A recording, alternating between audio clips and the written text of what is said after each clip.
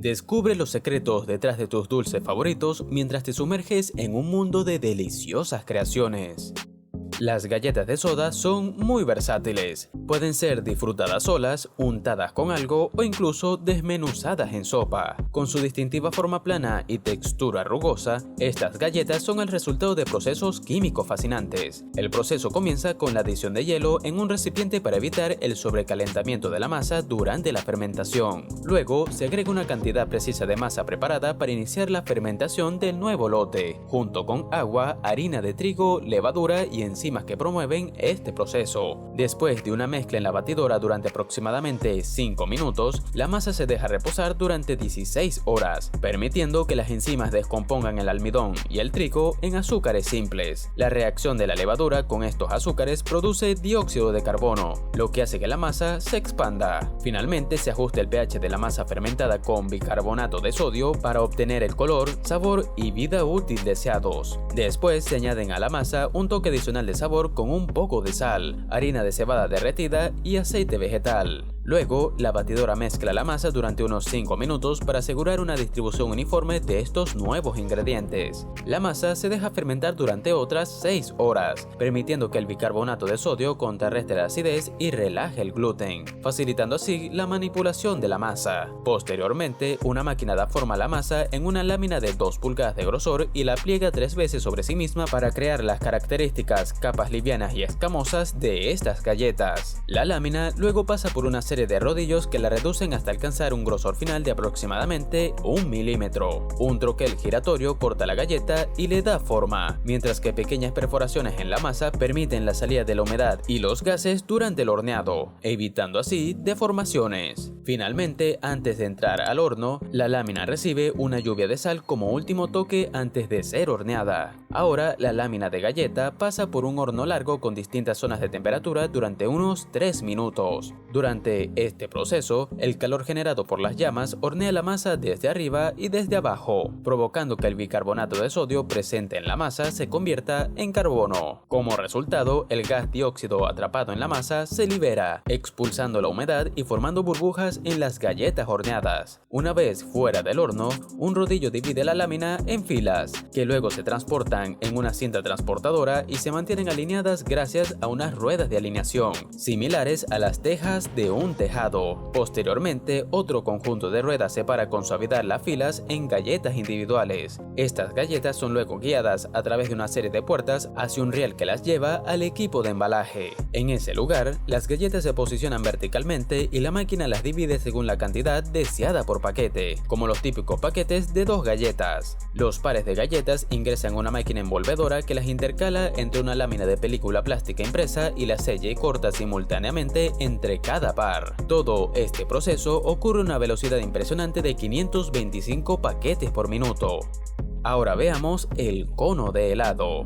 El cono de helado, un envase comestible original inventado hace más de un siglo, añade una textura crujiente al helado derretido, mejorando la experiencia gustativa. La masa se mezcla con agua y se enfría para evitar que se vuelva demasiado pegajosa, y la adición de harina desde un tanque controlado por computadora. A continuación, se incorpora aceite vegetal mediante un batidor gigante. Los conos descienden por un conducto y se mueven arriba y abajo en un ascensor abierto para enfriarse y endurecerse. Luego, los conos de gofre se deslizan por otro conducto y avanzan por carriles en un transportador. Mecanismos automatizados dirigen los conos hacia las fundas de papel. Una computadora con cámara cuenta los conos y coordina su apilado en los grupos adecuados. Un operador activa un dispositivo que inserta una bola dentro de un cono para evaluar su resistencia. El diseño del sistema de placas para hornear es diferente, generando conos en forma de abanico con un borde plano. Los empacadores colocan los conos en bandejas de poliestireno que luego pasan a través de una película de polietileno de alta densidad.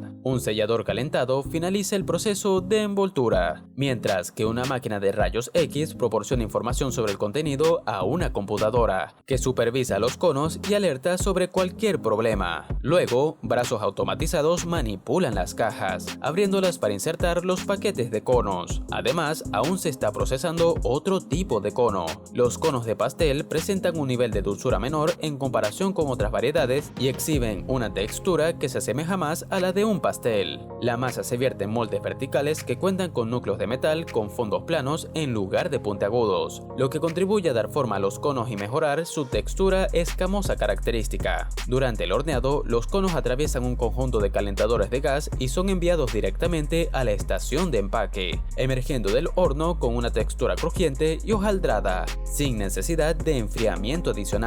Un brazo mecánico coloca las fundas de papel frente a los conos, listos para ser utilizados en una heladería cercana. Ahora veremos la mantequilla de maní.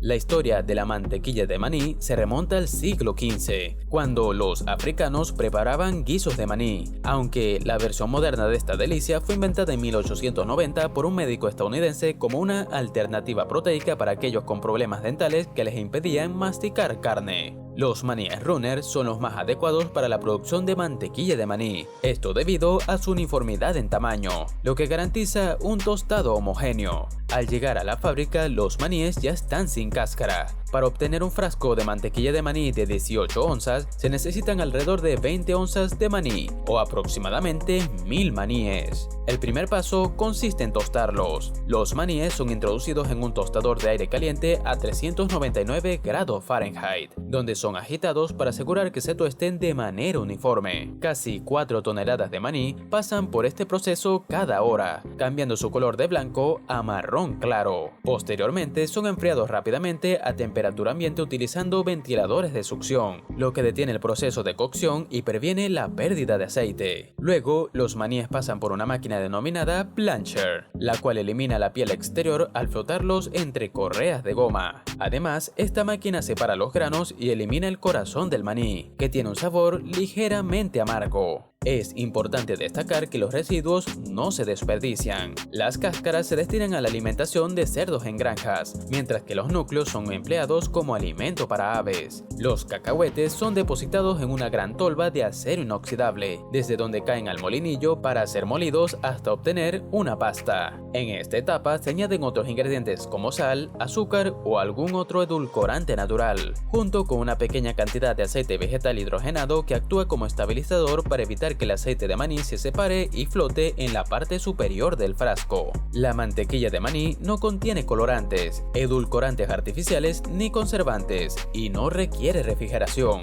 Una vez que la mezcla está lista, se calienta a 140 grados Fahrenheit y luego se enfría a 100 grados Fahrenheit, antes de ser envasada en frascos. La mantequilla de maní es reconocida como un alimento saludable y rico en proteínas, vitaminas, minerales y fibra.